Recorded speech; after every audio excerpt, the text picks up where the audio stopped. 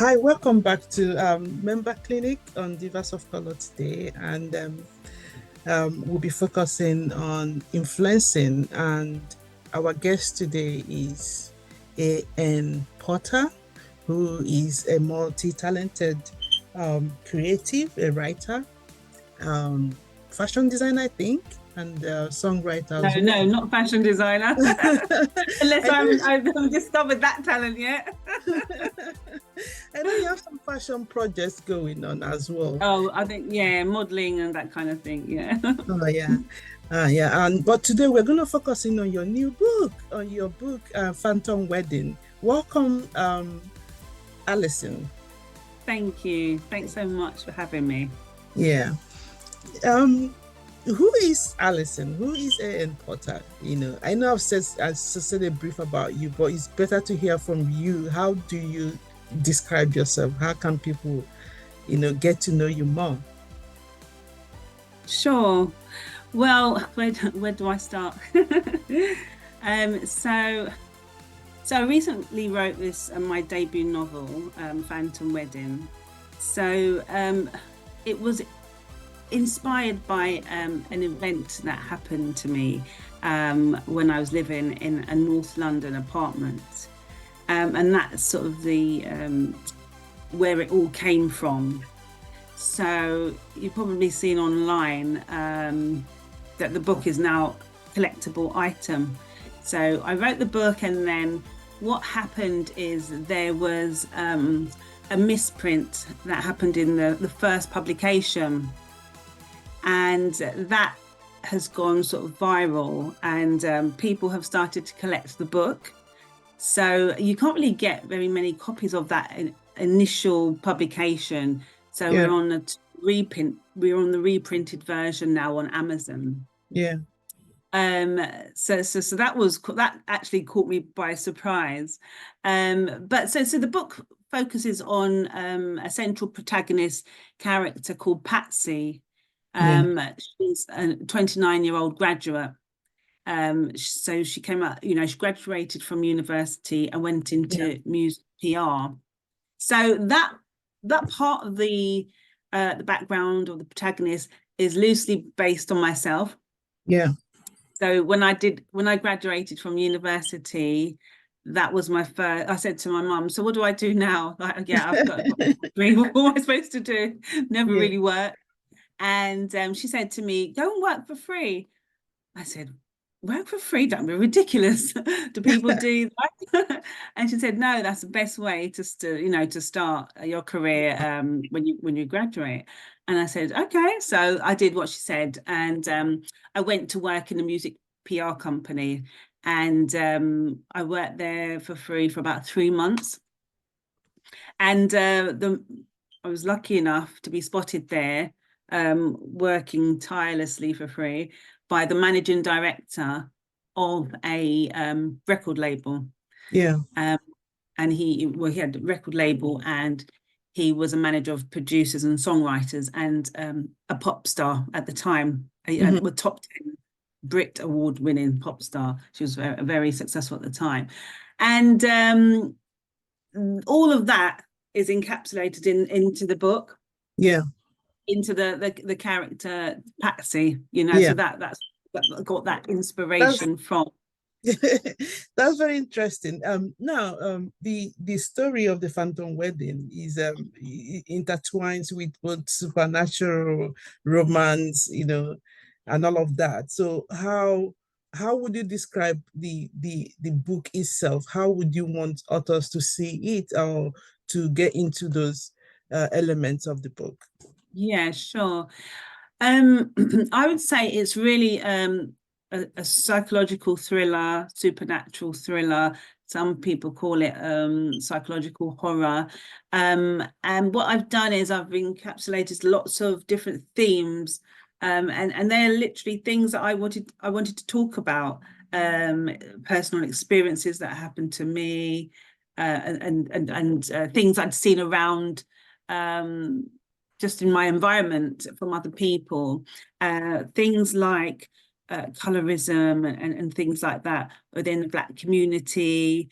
So that's what makes the book stand out, I think, from your regular sort of horror or psychological thriller, because it's got humor, a lot of humor in it as well, which people don't expect when they first purchase the book. They're like, you know, laughing and scared at the same time, which is it's not really a normal combination. Yeah, talking about the scary part and both the humor, happiness, and pursuing all of that, how do you how does your supernatural, I don't know if he has anything in how does it influence our reality, from the book. I know the book is fiction, but then yeah, there's elements of reality as well in it. So how were you able to bring? Yeah, absolutely. Yes, it's that whole good over evil battle, where the good is triumphant, and the boundaries are blurred between reality and the supernatural. They almost come together. There is a supernatural character within the book, which I won't give too much away. Yeah, without giving the spoiler. Yeah, I don't want to give too much away.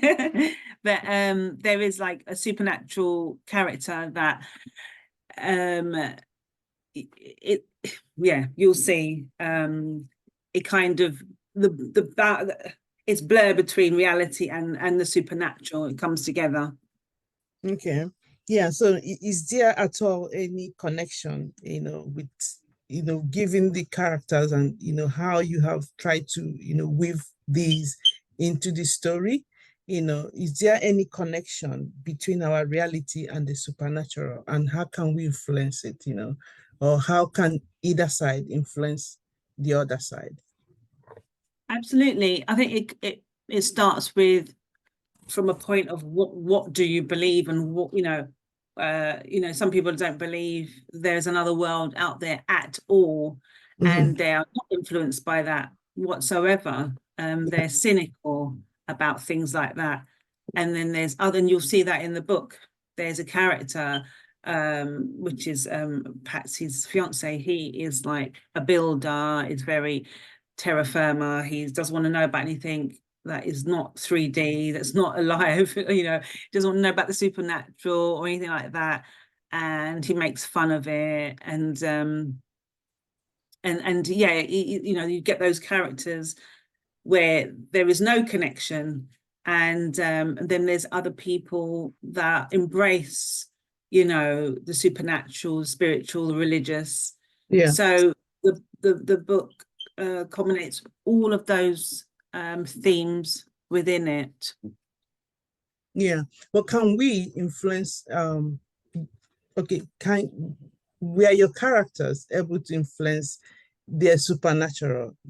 How do I say it? Like, yeah, absolutely. So some of them. So Patsy's mother, Rose, she is a Christian pastor. Yeah.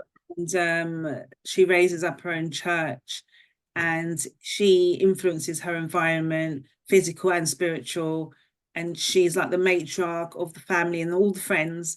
And she's like a pioneer, and she's influential to those around her, and she influences the physical world, and within the book she influences the spiritual world. And Patsy relies a lot on her for that support, whereas she's come against people like Ben, who don't believe anything. So she doesn't, rather than feel isolated, she reaches out to her mum, who like an influencer to those around her. Yeah. Now, when you what's your own philosophy about your personal philosophy about influencing? Sure. Yeah, absolutely. So me personally, I think influencing starts with you. Yeah. I do. I believe that the power of influencing starts with the individual. And you often hear people say, oh, I need to fix myself before I can influence other people. It's kind of true. So, I mean, I think that every human being has like a spark within them, which is like an ability, like a source of a desire and a source of success. Yeah. And that is where it starts with you as an individual. It's like, as I said, it's like a spark. Yeah. But what happens is you go through life and the outside external world can negatively influence you, and it can put out that spark inside of you, and that can come from negative words from others, trolls, online trolls, or even yourself through fear, self-doubt. Doubting Yeah. yourself is a Mm-hmm. big major thing that can negatively put your spark out. Yeah. And but what I say is you should be on your own side. If other people are against you, Yeah. others in the world, people out there, Mm-hmm. don't be against yourself. Yeah. At least be on your own side, and then you've got something to work with. Because if you're against yourself, Mm-hmm. that makes life even more challenging. Yeah. You know what I mean? Like be on your own side and be kind to yourself. Like Yeah. there's something called psychologists and therapists and all these types of people talk about something called gentle strokes. Yeah.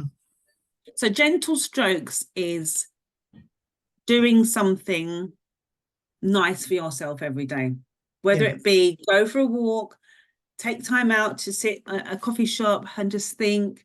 It doesn't have to be something to spend money. It can be something for free. Hot Yeah. bath, bubble bath, read a book, go for a ride.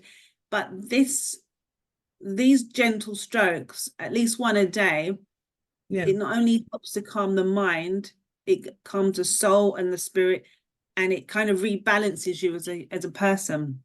Yeah.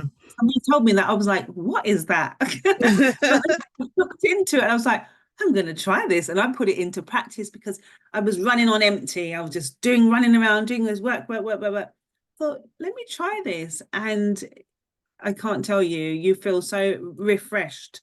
And I think, we come against so many stereotypes of where you're supposed to be at this age, what you're supposed to have achieved by that age, and what, it just beats you down as a human being, and it's too much. It can just become too much on the individual. Yeah. So I think you need to just throw all that away and just be like, do you know what? That's what the world says, but let me just start from today. This is my life, and I'm going to start fresh. And whatever happens at that age happens. And I'm going to Yeah. have a goal and a purpose, but I'm not going to beat myself up if things don't work out the way the world tells me it's supposed to work out by that age. I And so love that. then you can turn it all around. I love that because especially for women Yeah. and especially women and from Africa. I don't know where you're from or your ancestors are from, but Caribbean. Yeah. yeah, I'm from Nigeria, and the Okay. pressure is on, especially on women. As soon as you're hitting 20, all your Yep. ears and everything be hearing Marriage, marriage, children, marriage, marriage. give me children, give me this, the whole everybody is as if you're owing the whole Pressure. site, Yeah. and many, many women end up in undesirable marriages that, Yep. falling into the hands of the wrong man and having, a miserable life forever because Yep. of just that pressure. So I really love that, no matter the target we set for ourselves, don't beat Yeah. yourself when you don't reach it. And recently after the COVID, or during the COVID, it really affected our platform so much because we used to have a lot of in-person events. And during the COVID, everything came to a halt. So I was Yeah. really, really, I was really hot. I was really I was beating myself too much. Like, what can we do? Yeah. What to do again? So Mhm. just this year, we're able to launch back for, with our events and all that. So I had to get an executive coach, and we spoke a lot about how to move forward. So one of the things that he was focusing on was removing the blocks. One of the blocks for me was, I was beating myself. I want to get to the standard where we were before the COVID. Yeah. And that was blocking me from getting back and starting all over again. Yeah. So I really love that point. So that's a great example, isn't it, of what I've Yeah. just said, you know. But I'm a very, well, my family and friends always say this, I'm a very positive person. Yeah. So, I mean, you can turn it all around. And this is what I always tell people around me. No matter what's happened, you can turn it all around. And from that point of today, I'm going to turn it all around. Things have not been going right, but that's fine. I'm going to draw a line under it and move forward, and I'm going to turn it all around. So you put out that positivity. And once you're speaking to yourself, that's it. I'm going to move forward. I'm going to turn it all around. You then begin to inspire everyone around you, and it will happen inadvertently. You don't have to do anything. People are watching you and you don't even know they're watching. So, for example, something really, really traumatic happened in my life back in on the 9th of December 2019. So my husband and I went to my mum's house, and he was going to just put up some shelving, and he put the shelves up, and we all had dinner. And then we were sitting at the dinner table, and my mum said to me, "Oh, I've got a really funny pain in my head." And I'm really close to my mum. We're literally like twins. And so she got up from the table, I followed her. And then she went into the kitchen, I followed her. She went into the other room, I followed her because I was chatting. And then she took a step into the final room, and I'll never forget it. She turned around really slowly, like slow motion, and her face, she went in shock. And she, what's going on here? And I just saw her go slow motion collapse.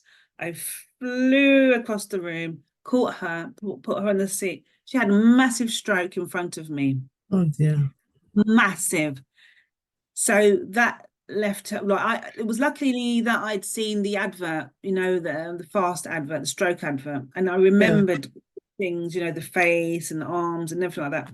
And then I screamed to my husband to call the ambulance. So the ambulance came, and they put her in a wheelchair and wheeled her out. They said, your mum's had a stroke, and it was a really, really bad one. Yeah. And most people don't make it from that type of stroke. So anyway, fast forwarding on, she went into hospital. She came out in the wheelchair. She's still in the wheelchair, 2024 wheelchair. And she was suffering from aphasia. So that's lack of speech. So the speech and the walking, mobility, she's got immobility. Mobility, yeah. And then it was a journey from then on. This was just before pandemic. Then by the 20, she went in the hospital. Then she went into the rehab to get better and walk and talk again. They took all the doctors and nurses from the rehab centre, shut the rehab centre down, and put her to a care home so her progress was halted. And and then I didn't see her for a year through the pandemic. I could only go to the window once, and she didn't talk. She couldn't look at me because she thought I had deserted her. So all this happened to my family, to me, and it happened to me because I was the only one out of all the family and friends that was there and watched the whole thing.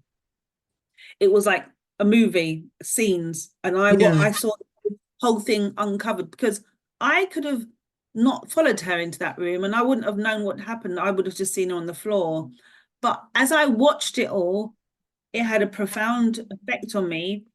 Now, I could have let that make me or break me. I could have been traumatized, not gone to work, had mental health, all that kind of thing. But I thought, you know what? That's happened. I'm going to look at this traumatic event in my life, and I'm going to take the good out of it. And everyone said, are you crazy? You're going to be positive about this? I said, yes, at least she's alive. That's what I said. I said, did you hear what the doctors say? They said, most people don't survive. that is a positive takeaway from that. I said, I don't know what you're made out of. I said, well, there we go, because I want to move forward with this and try to help her to get better.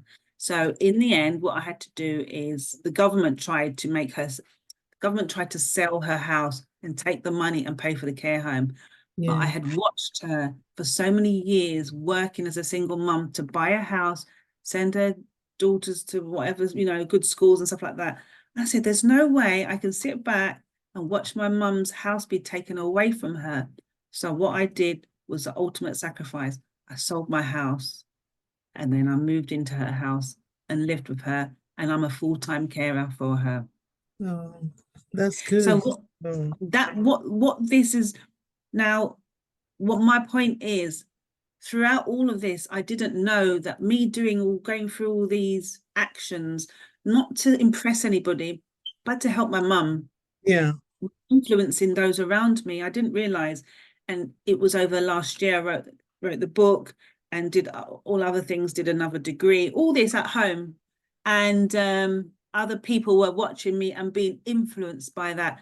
And it's only because a few people said to me, you've inspired me to do X, Y, and Z. It's because of you and how you've dealt with your mum and what you've done. You've not let it bring you down. I've gone on and I've done, put on an event and I said, wow, had no idea that people around me were being inspired by the way that I had interacted with that trauma. Yeah, that is so huge. Sometimes it's easier to say things than to do. And then you realize that everything you learn in school, everything you read in any book, is the action that makes the most difference, because people are going to see that thing you're saying in action. In my house, I have three teenagers, three daughters and a son. So there's something we normally do in the house all the time. We make sure we have our dinner everybody, the whole family have dinner every day together. Yeah. Nice. And we have a lot of discussion, chit chat and all. So one thing I noticed that most of the things we are focusing on is negative things. So I intentionally decided we are going to start focusing on the positive thing now. So one of the things we do every day now is either we say something you like about yourself. That's fantastic. You find that is one of the most difficult things to do, except when you start practicing it. If you keep practicing, that's when you start seeing the good, because humans are almost always going to be like, I don't like how my hand is, I don't like my leg, but nobody says, oh, I like my nose, I like my eyes, the people are always going to see what they don't like, what they don't have, where their insecurities are. That's what we always focus on. So I brought that into our house, and then initially, my first daughter, my second daughter, they used to quarrel too much. They used to have a lot of arguments. So then their assignments, or what they have to discuss almost every day is, what do you like about your sister? Nothing. That's great. We know all the things you don't like about her, but tell us what you like about her. So and vice versa. And since that time, everybody, you can see the whole getting on. Everything changed. Everybody's more positive. Everybody more, everybody seeing more good in everyone. So, which is one of the most profound thing. I didn't know. I think there was one conference or something I went to, and I heard about it, and then I said, "Okay, I'm going to bring it back home," and it has really made a lot of impact. So positivity, staying focused on the positive side, and not having.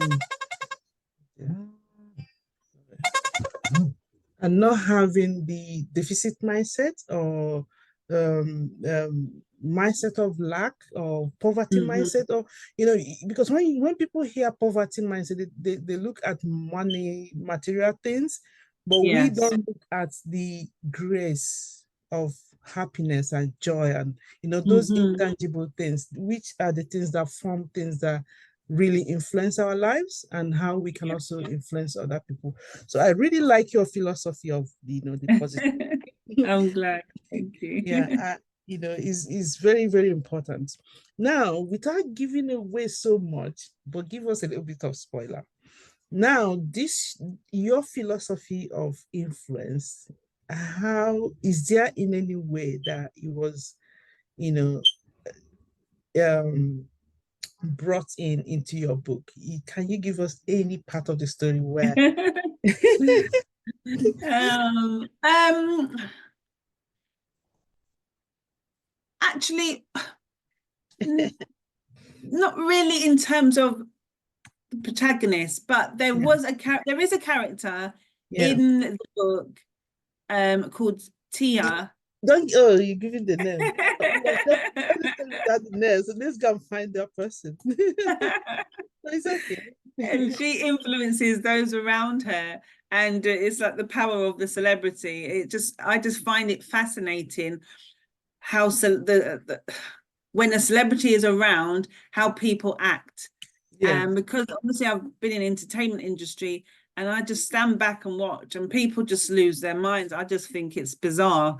And that character within the book, um, she finds it very humorous as well, the way people yeah, interact, and they just lose their mind. So yeah. yeah. Talking about celebrities and how they influence, you must have heard about influencer marketing, being in PR. What's your thought about it? How does it affect the branding or, you know, yeah, yeah, in terms of What influencing people? influencers? Yeah, You mean like the influencers? yeah, I would say that they've kind of taken over in a way. yeah, Influencers are, they're utilized a lot by advertising companies and what have you, and if they've got a big enough following, then yeah, yeah, it can be very, very viable for them. I think that sometimes it's like in modeling where they quite often won't go to the model agencies anymore. They'll go to the influencers first. So I think there's a bit of competition there with the companies and the influencers. But I yeah, think influencers is positive in a way, because it means it's made it, you know, wide open for everybody to do anything they want to do. yeah, Anybody can be an influencer, you yeah. know, Mm-hmm. and in a range of ages, races, on a range of topics. So in that way, it's leveled the playing field, so that's a positive thing. Yeah. Now, as we're about to conclude, in terms of your book, Phantom Wedding, um, what is one thing, even though it's a fictional story, what is one thing you want your readers to take away from the book after reading Wanting more, it? which I've been told they do want more. Just to really, really just enjoy it really, and just a bit of downtime, escapism, you Yeah, know. People have yeah, got so much going on in their lives, they need a bit of escapism, and people yeah, to start reading again. People that haven't read for years have started reading again because they've said, "Oh, I know you've written the book, I want to read it." And then they've picked up other books, and now they've joined libraries and gone like old school. They want to pick up physical books. So that's really good. oh yeah. Nice to meet you, and Nice to it's meet you. enjoyable listening to you, especially what I took away from all our discussion is one, first of all, is that people are watching, so and you might not know that people are watching, so there are so many people are going to inspire by your positivity and focusing on what you want to Absolutely. achieve, and then don't beat yourself when you don't meet your targets. And what else did you say? Um, You got a photographic memory, goodness. no, I was jotting down a little bit. Yeah, I I think know, you I said saw you. that, to also pamper yourself, Yeah, allow yourself to have fun, live life, and, yeah, see absolutely. positive, part of everything, regardless of what the situation is. And I Yeah. think, these your words are much more profound for entrepreneurs, because at this point in time, the economy is so like not giving entrepreneurs what they're looking for. So it's a recipe for people to like give up hope and lose hope and start feeling like what they're doing probably doesn't have value or is irrelevant or is doesn't make sense, and people are more likely to give up, especially since after COVID. So I've seen so many businesses, especially people who were in our forum, and a lot of women dropping out from their business and leaving out what they were doing. So I think this is a very good time for us to make this video. And I hope that people are going to really, get one or two things to re-motivate themselves and start again. So I hope so. Yeah, it's great. Thank you so much for having me.